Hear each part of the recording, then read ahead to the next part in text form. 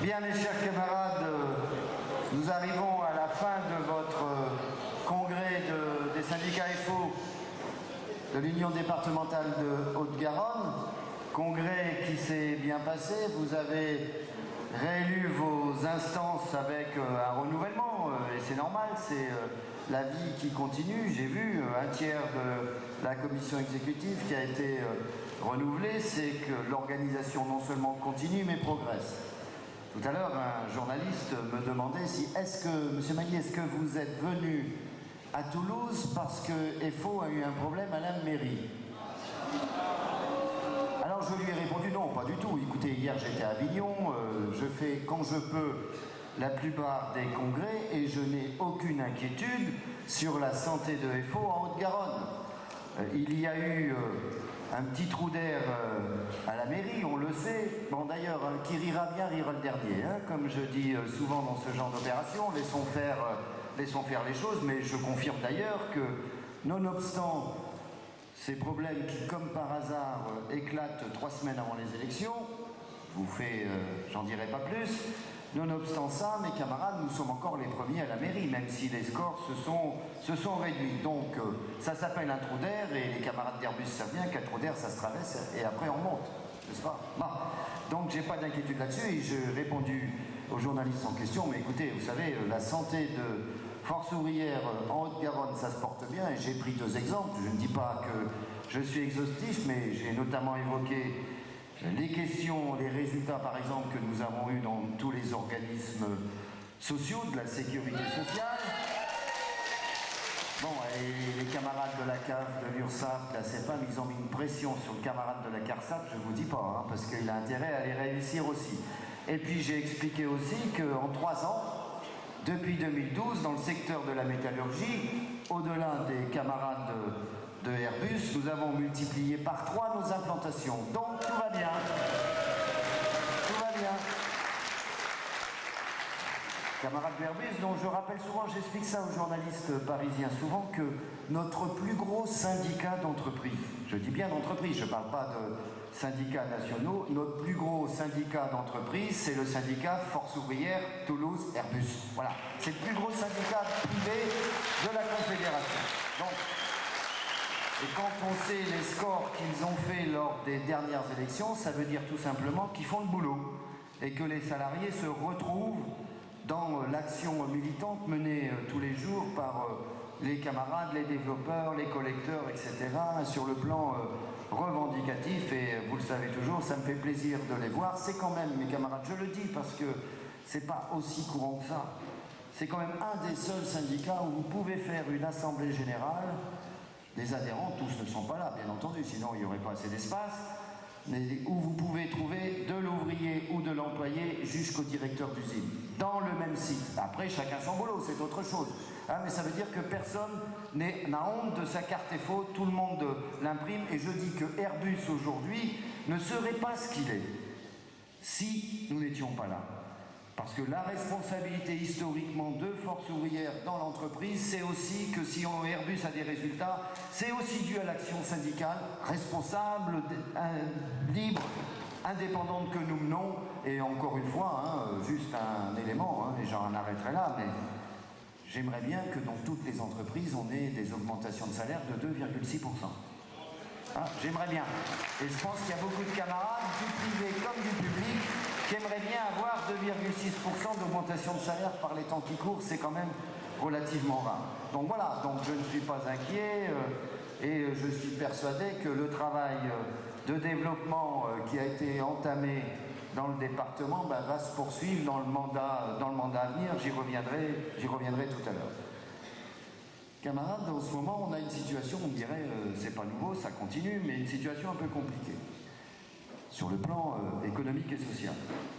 Je voudrais juste rappeler pourquoi nous sommes dans une situation, quand je dis nous, je ne parle pas de nous, FO, hein, je parle du pays. Pourquoi on est dans une situation économique et sociale un peu compliquée? Tout simplement parce que la crise internationale, qui a éclaté 2007-2008, non seulement a frappé tous les pays dans le monde, plus ou moins, mais que les causes à l'origine de cette crise ne sont toujours pas réglées correctement.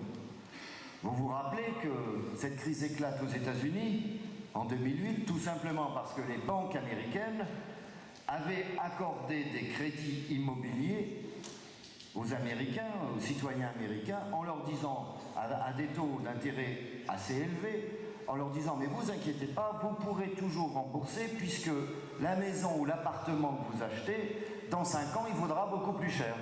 Donc ce sera très léger comme remboursement, ne vous inquiétez pas. » Et donc ils ont, sans regarder, accordé des crédits comme ça à des gens qui ont acheté ou des maisons ou des appartements. Sauf qu'à un moment donné, le marché de l'immobilier s'est retourné. Et que la maison, au lieu de valoir plus cher, elle a valu moins cher.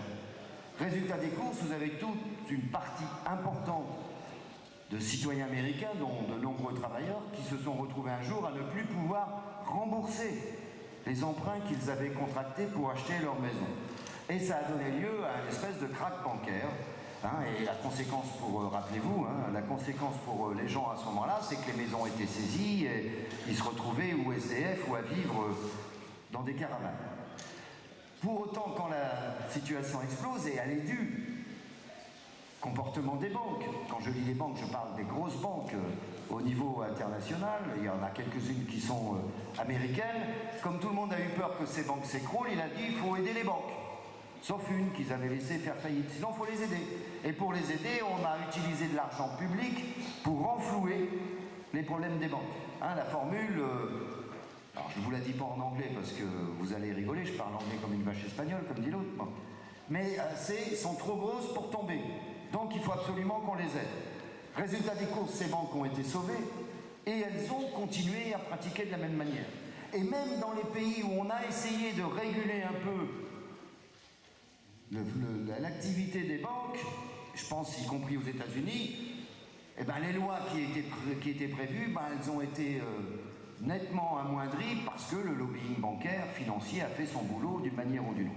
Si je vous dis ça, ça veut dire qu'aujourd'hui, nous ne sommes pas sûrs qu'une nouvelle crise ne peut pas éclater sur le plan monétaire et financier. Et je ne vous donne qu'un seul exemple. Aux États-Unis, faire des études supérieures, ça coûte très cher. L'inscription en faculté, ça peut monter, juste les frais d'inscription, jusqu'à 60 000 $ par an. Comprenez bien qu'à partir de là, il y a beaucoup de jeunes américains ou américaines qui ne peuvent pas se payer, dont les parents n'ont pas les moyens de payer 60 000 $ d'inscription, plus après les frais pour la bouffe, pour le logement, etc. Donc qu'est-ce que font les étudiants ou les étudiantes américaines qui n'ont pas les moyens? Ils s'endettent. Dès qu'ils sont acceptés dans une université, ils s'endettent auprès de banques, et sur une durée de 20 ans. Et ce qu'ils ont comme contrat, c'est une fois que vous allez travailler, une fois que vous aurez vos diplômes, vous allez rembourser l'emprunt que vous avez contracté pour faire vos études. Sauf que, avec la crise, beaucoup d'étudiants américains finissent leurs études mais ne trouvent pas de boulot. Résultat des courses, ils ne peuvent pas rembourser les prêts qu'ils ont contractés.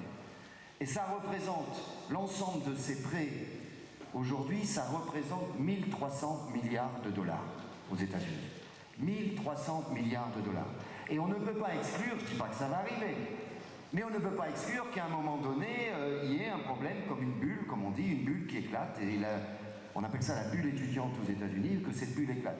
Si cette bulle éclate, il y aura des conséquences sur les banques, et puis les gouvernements devront, d'une manière ou d'une autre, je ne sais pas comment, parce qu'avec tout ce qu'on a dépensé, les gouvernements différents depuis quelques années, je ne sais pas comment ils feront. Mais ça veut dire tout ça que la crise et les raisons qui ont conduit à cette crise en 2007-2008 ne sont pas réglées, parce que un peu partout dans le monde, au fil des années, les gouvernements ont laissé la main au marché, aux intervenants, aux banques, aux 28 banques mondiales, au niveau mondial, qui contrôlent 80% des marchés financiers. On a d'ailleurs là-dedans une banque française, c'est la BNP, je crois, si ma mémoire est bonne. Il y a une banque allemande, il y a plusieurs. C'est eux qui contrôlent 80% de tous les marchés financiers dans le monde. Donc, ça, c'est pas réglé. Et à partir de là, les gouvernements ont toujours la crainte, quel qu'il soit, de déplaire au marché financier. Il ne faut pas qu'on prenne des décisions qui conduiraient, par exemple, à ce qu'on augmente nos taux d'intérêt. Donc, ils sont un peu comme anesthésiés. Il y a le niveau international et il y a le niveau européen. Et au niveau européen, c'est pas plus brillant. En ce sens où les gouvernements gouvernement européen, et je dis toujours nous sommes européens, qu'il n'y ait pas d'ambiguïté là-dessus. Depuis nos origines, nous sommes européens. L'un de mes prédécesseurs, et c'était dans nos résolutions de congrès à l'époque, André Bergeron, rappelez-vous, pour les plus anciens, on parlait même, nous, des États-Unis d'Europe, ce qui était une formule. Donc nous sommes européens à condition que la construction européenne soit facteur de paix, soit facteur de progrès social, facteur d'emploi et de croissance, et non pas facteur de restriction. Or, depuis une vingtaine d'années, la logique de la construction européenne, moins qu'on puisse dire, c'est qu'elle ne nous convient pas. Et que nous sommes très critiques sur la manière dont l'Europe se construit. Et je rappelle souvent, certains d'entre vous m'ont déjà entendu le dire, que si l'on veut comprendre ce qui se passe aujourd'hui dans notre pays, les décisions qui sont prises par ou le président de la République ou le gouvernement, il y a un élément fondateur, un élément clé. C'est que dès qu'il a été élu, l'actuel président de la République, malgré ce qu'il avait dit quand il était en campagne électorale, où il avait pris notamment comme engagement que s'il était élu, il renégocierait le traité européen dont la négociation avait démarré auparavant, une fois qu'il a été élu, il n'a rien à négocier du tout, et il a accepté de signer ce qu'on appelle le pacte budgétaire européen, où le terme officiel c'est le traité sur la stabilité, la coopération ou la gouvernance. La France, sans se battre, a signé ce traité. Les autres pays européens ont signé ce traité. Ça veut dire quoi, de signer un tel traité? Ça veut dire que la construction européenne, elle a un objectif prioritaire. C'est réduire les déficits budgétaires. Les fameux 3%. Il ne faut pas qu'un pays ait plus de 3% de déficit budgétaire. Mieux, il faudrait qu'il ait un excédent budgétaire.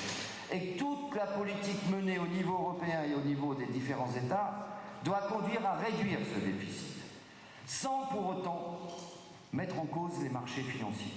À partir de là, ça se traduit, qu'on le veuille ou non, au niveau européen comme au niveau national dans chacun des pays, des pressions sur les salariés, des pressions sur le social, un peu comme si on n'avait pas le choix sur le plan économique, et pour s'adapter, il faut faire pression sur le social comme une variable d'ajustement.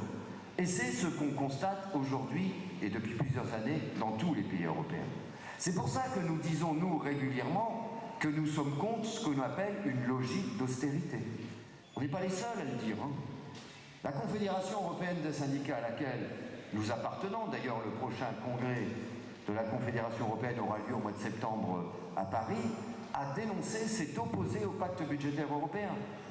Confédération européenne des syndicats, elle regroupe la quasi-totalité des syndicats au niveau de l'Union européenne. Il y a les camarades allemands, les camarades anglais, portugais, espagnols, enfin bref, tous les pays. Même au-delà de l'Union européenne, parce que par exemple, les camarades turcs sont présents dans cette confédération.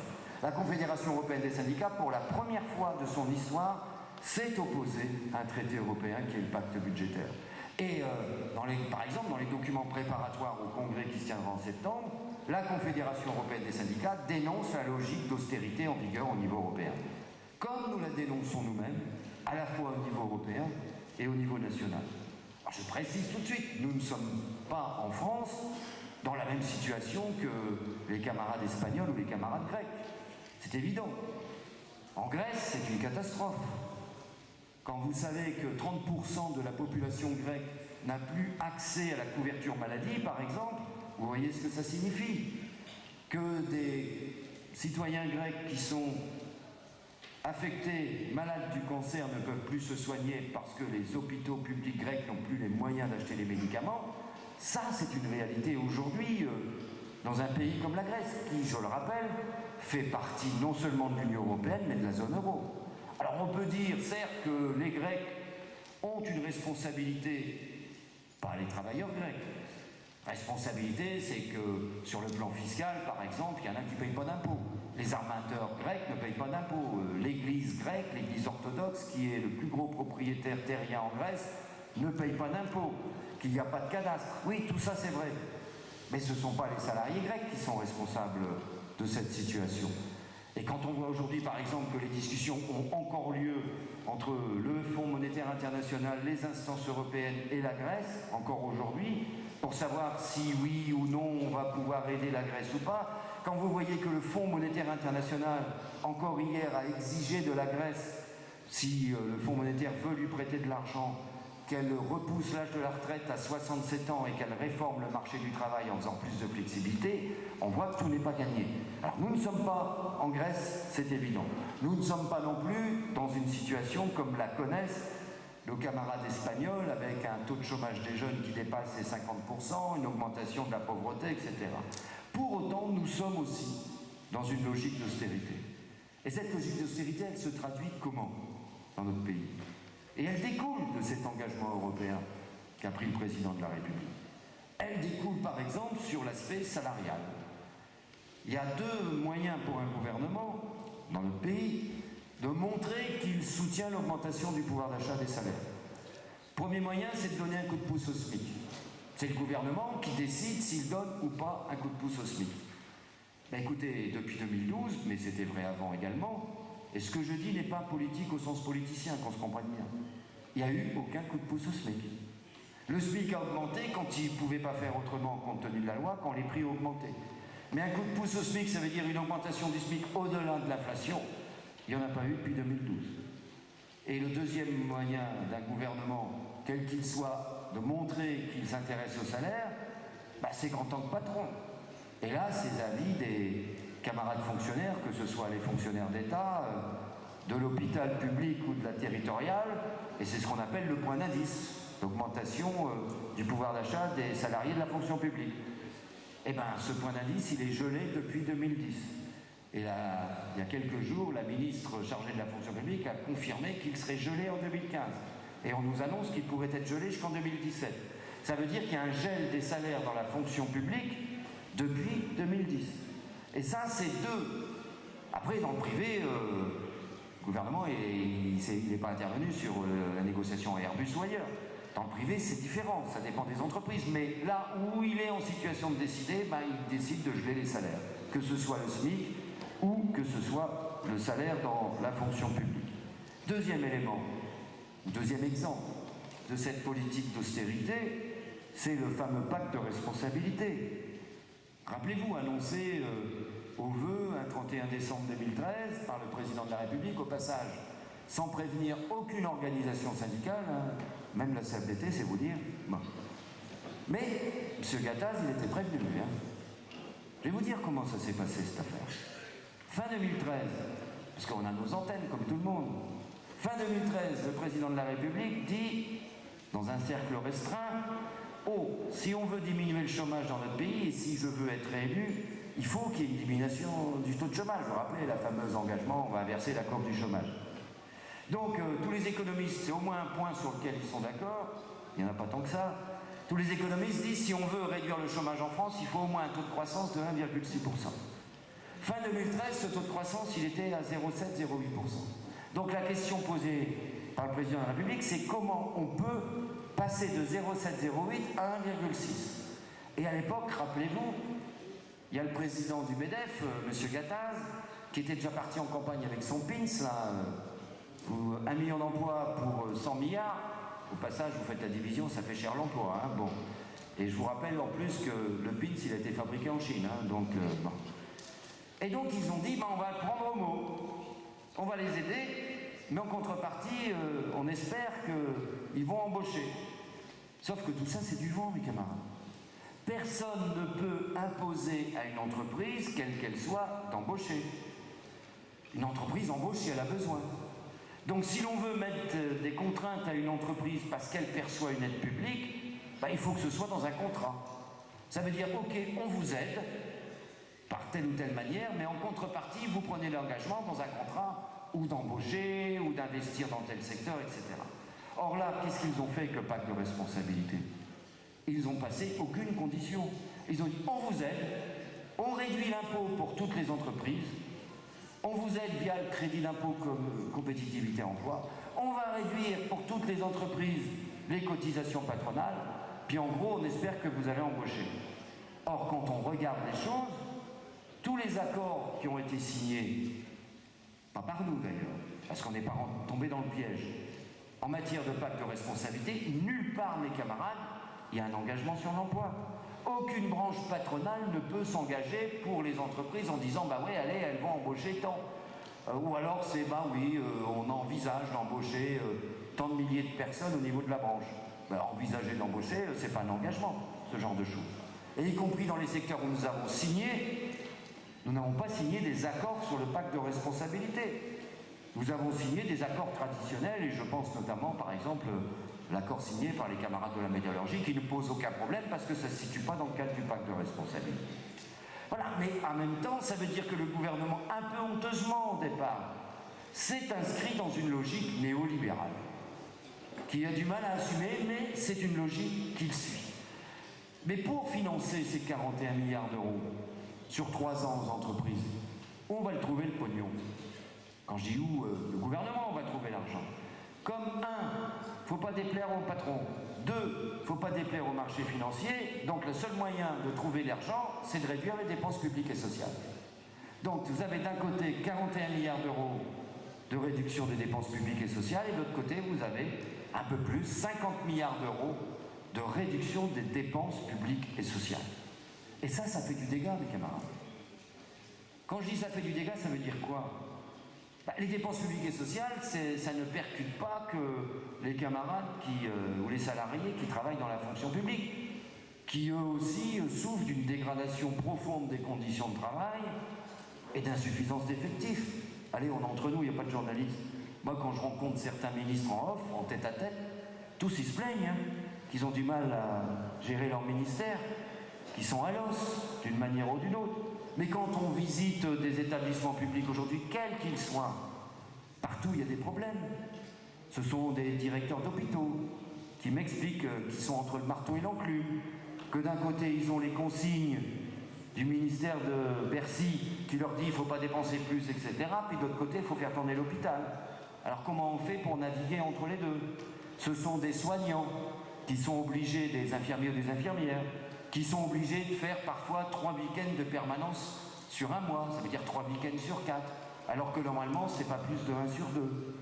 Mais comme il y a une dégradation des conditions de travail qu'on n'embauche pas, il y a des salariés qui craquent, burn-out comme on dit, ils craquent, donc ils sont absents, donc on fait reporter la charge de travail sur ceux qui sont encore au boulot, puis ceux qui sont encore au boulot, le jour où ils sont en repos ou en congé, on les rappelle, écoute, il faut que tu viennes, parce qu'il manque du personnel dans le service, et si tu viens pas, comme il y a des règles de sécurité, on ne peut pas ouvrir le service. Puis si on n'ouvre pas le service, c'est des malades qui ne sont pas soignés. Donc, qu'est-ce qu'ils font, les infirmiers et les infirmières? Ils viennent. Puis eux aussi, au bout d'un moment, ils finissent par craquer, parce que les conditions de travail se sont détériorées. C'est commissariat de police. Quand vous discutez, que vous voyez, moi j'ai visité, je me souviens d'un commissariat de police où discuter avec les camarades, vous savez qu'on est bien implanté dans la police, et vous avez des voitures de la BAC qui ont des pneus lisses. Vous imaginez, quand une voiture de la BAC doit poursuivre quelqu'un, c'est évident avec des pneus lisses. Tout ça parce qu'il n'y a pas les investissements nécessaires pour, y compris, changer un train de pneus. C'est ici ou là un centre des finances publiques où il y a la moitié des guichets ouverts parce qu'il n'y a pas assez de personnel. Puis vous avez 180 personnes ou des chefs d'entreprise TPE ou des citoyens qui font la queue parce qu'il n'y a pas assez de guichets ouverts. Voilà, on peut multiplier. Donc ça veut dire que quand on met en cause le service public d'une manière générale, oui, ça percute ceux qui y travaillent, c'est évident, mais ça nous percute tous en tant qu'usagers. Quand dans certains départements ruraux ou dans des zones rurales, vous avez des services publics qui ferment, qui est impacté? Fonctionnaires dans leurs emplois, mais c'est aussi les usagers qui doivent faire 20 ou 30 km pour avoir accès à un service public alors qu'avant il était sur place. Prendre un exemple. Si on ferme un bureau de poste à Toulouse, je ne dis pas que c'est bien, mais bon, à la limite, vous faites 10 minutes à pied, vous en trouvez un autre. Si vous fermez un bureau de poste en zone rurale, il faut peut-être faire 20 km pour trouver le suivant. Et si le bureau de poste ferme, en général avec la perception qu'a déjà fermé, il y a peut-être une entreprise qui a fermé également, et si tout le service public ferme, qu'il n'y a plus personne, il ne faut pas s'étonner que les gens qui y habitent, ils ont un sentiment d'abandon républicain. On nous laisse tomber, d'une manière ou d'une autre. Et je rappelle que quand on est dans une république comme la nôtre, liberté, égalité, fraternité, je rajoute pour les camarades de la Poste laïcité, mais ils ont raison. La valeur d'égalité, c'est quoi? C'est d'assurer un minimum, c'est pas l'égalitarisme, c'est d'assurer un minimum d'égalité de droits entre les citoyens, les usagers, sur l'ensemble du territoire. Et ça passe là aussi par ce qu'on appelle la présence du service public. Là, le gouvernement veut, par exemple, parce qu'il est conscient de ça en même temps, il veut faire, lui, des maisons au service du public. Et quand on creuse un peu les choses, on dit, mais attendez, c'est quoi vos trucs, là? Ah oui, mais c'est un truc un peu compliqué, où il pourrait y avoir du public, du privé. En gros, il y aurait à la fois Pôle emploi et ADECO, pour me faire comprendre. Mais c'est pas ça qu'on demande, nous. Nous, on demande des maisons du service public. C'est autre chose. Ça veut dire que, je prends un exemple concret, là où il y a 17 000 bureaux de poste en France, encore aujourd'hui. Et on sait très bien, on suppute, comme on dit, et c'est pas un gros mot, on sait très bien que, compte tenu de la situation financière de la Poste, il y a des bureaux qui risquent de fermer, encore. Bah, plutôt que de les fermer, on peut demander à l'ensemble des services publics, un peu comme une bourse du travail, de se mutualiser pour assurer la gestion immobilière du bidule. Par contre, on dit, ben, dans tel endroit, on maintient du service public, les postiers seront là, les impôts seront là tel jour de telle heure à telle heure, je sais pas moi, la caisse primaire d'assurance maladie assurera une permanence de 9h à 12h les mardis, par exemple, et ce faisant, on reste dans le service public uniquement. Chaque salarié continue à bénéficier ou de son statut et de sa convention collective, on ne change rien, mais on répond à une présence publique sur le territoire. Si je dis ça, c'est que c'est à la fois une question sociale, c'est à la fois une question économique, parce que ce sont des emplois, mais entre nous, c'est aussi une question démocratique. Quand les citoyens ont le sentiment d'être abandonnés, on voit ce que ça donne dans les élections politiques, et j'en dirai pas plus. Hein, avec des dangers, à un moment donné, pour la démocratie. Donc voilà, quand on fait que 50 milliards de réduction des dépenses publiques et sociales, au-delà du chiffre qui, entre nous, bon, 50 milliards c'est beaucoup, hein, mais ça a des conséquences concrètes, tous les jours, dans tous les services publics, et maintenir, je dis bien, cette égalité de droit, ce minimum d'égalité de droit sur l'ensemble du territoire, ça fait partie des valeurs et des principes républicains à laquelle notre organisation est très attachée, et pas d'aujourd'hui, depuis très longtemps. Hein, maintenir les principes et les valeurs républicains, ça fait partie de notre ADN, d'une certaine manière. Hein, et nous sommes profondément républicains, c'est à la fois sur les questions sociales, sur les questions économiques, surtout. Il faut assurer un minimum d'égalité de droit. Donc, je parlais des salaires, je parlais du pacte de responsabilité, mais vous pouvez égrener tous les dossiers d'actualité. Et on se rend bien compte que le gouvernement, il est dans une logique néolibérale.